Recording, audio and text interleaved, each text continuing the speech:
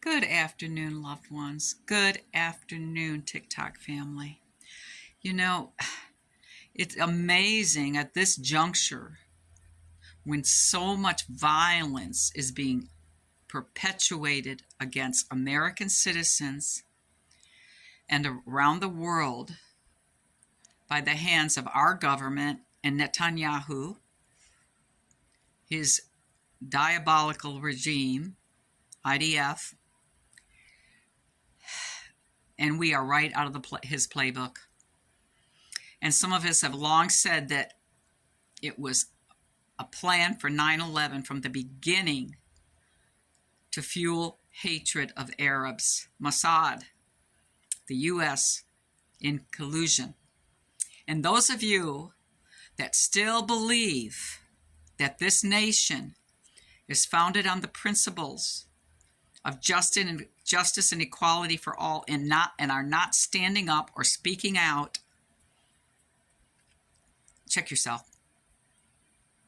A little girl was put in handcuffs by ICE today. And someone I know commented, oh, these people are out with masks on protesting and all this. That's what ICE is doing. They're showing up with masks on their face so you can't even identify them. Talk about violence. You know, they always want to slam the protesters. Let me tell you this. Revolutions usually do require violence. Unfortunately, it's a last resort, a very last resort, because the government will not heed all these peaceful protests. They won't. They won't. And martial law will be declared. So we have to be prepared for that, don't we? But it's astounding. But I get it. These are mostly white nationalists that feel insulated, set up financially, or even those that aren't, are willfully ignorant. Let me say this. All this about DEI and cutting off funds to universities if they teach inclusion and all this, and they keep on professors and that are outspoken about, protesting against human rights violations. That's why we go to universities. I've been to 1, 2, 3, 4 universities already. We go there to critically think so we can help address and redress society's issues and be a part of the solution, not a part of the problem. I know I'm preaching to the choir.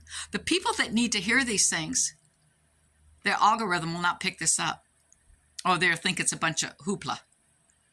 Well, they shouldn't have come to this country then illegally. Do you realize that a lot of these people have green cards, visas, lawful visas? What about tourists? They're picking up tourists. They've admitted only to one that I'm aware of that they sent a father by mistake to some horrible prison in Venezuela, but they can't get him back now.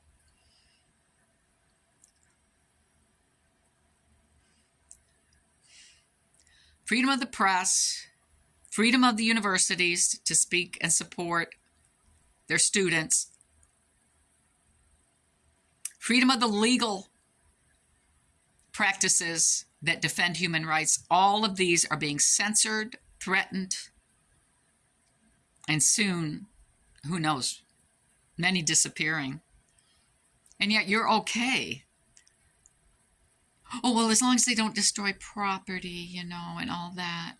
I get it. I don't want any innocent business owner victimized, ever.